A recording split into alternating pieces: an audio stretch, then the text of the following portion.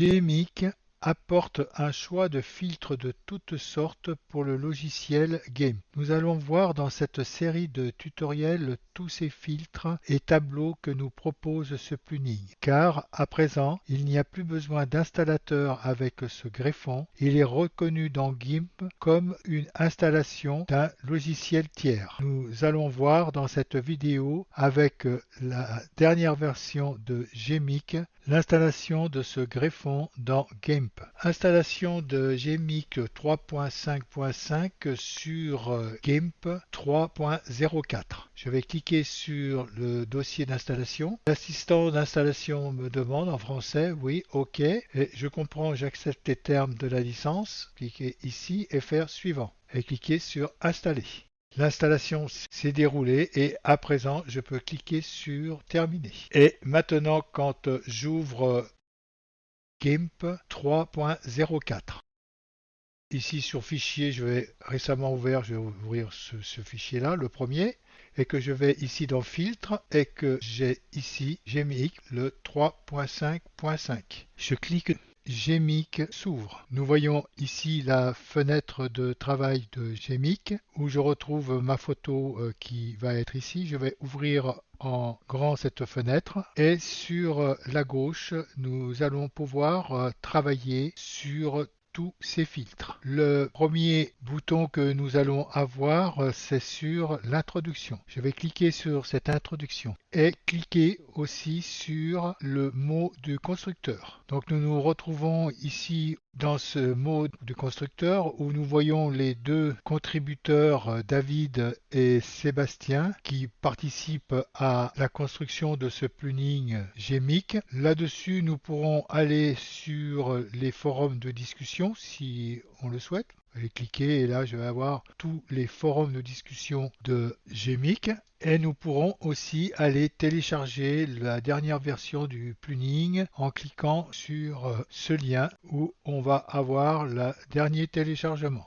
Nous pourrons aussi aller voir les téléchargements de données externes en cliquant sur ce deuxième bouton et où ce filtre télécharge tous les fichiers données externes. Il nous dit qu'il va utiliser sur certains filtres du plugin et qu'il va les installer en tant que fichier persistant sur l'ordinateur. Et vous n'aurez ainsi pas besoin d'un internet permanent afin d'utiliser certains filtres sur GMIC. Ensuite, nous allons pouvoir aller sur GMIC, c'est le nom de la mascotte qu'on voit ici. Donc il y a deux mascottes, il y a GMIC et Robbie. Alors, nous pourrons voir en haut le défilement de ces mascottes. Là, nous sommes sur GMIC.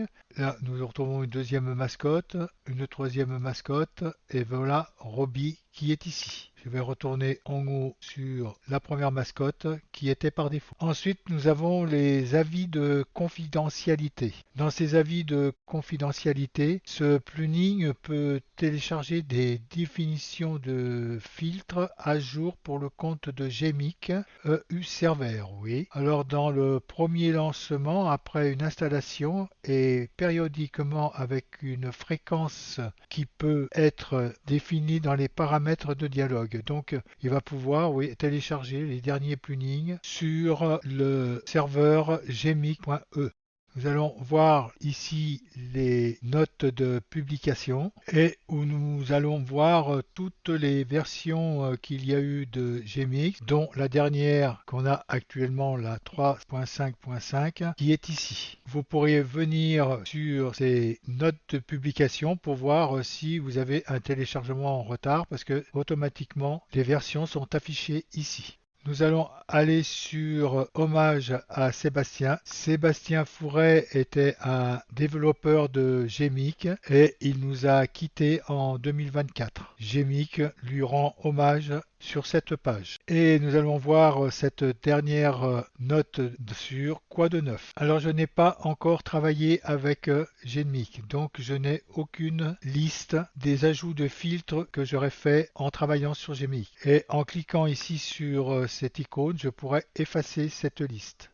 Ben voilà ce qu'il y avait à dire sur cette introduction. Je vais fermer ceci et nous allons pouvoir travailler avec tous ces filtres. La première série va être sur des filtres de tableaux et de tuiles. Donc là, je vais avoir le premier tableau qu'il y a en cliquant dessus, travailler avec ces filtres. Cela va être un tableau fané. Je vais avoir aussi un tableau miroir ici, un tableau de couleurs aléatoires, un tableau simplement aléatoire comme ceci et un tableau qui va être régulier. L'art ASI consiste à réaliser des images uniquement à l'aide de lettres et de caractères. Donc là, c'est ce que nous avons, vous voyez, l'image en lettres et caractères comme ceci. Et nous aurons encore l'échiquier. Vous voyez tous les filtres que nous allons avoir avec GMIC. Alors nous allons voir dans les futurs tutoriels comment travailler avec ces curseurs sur la présentation de cette interface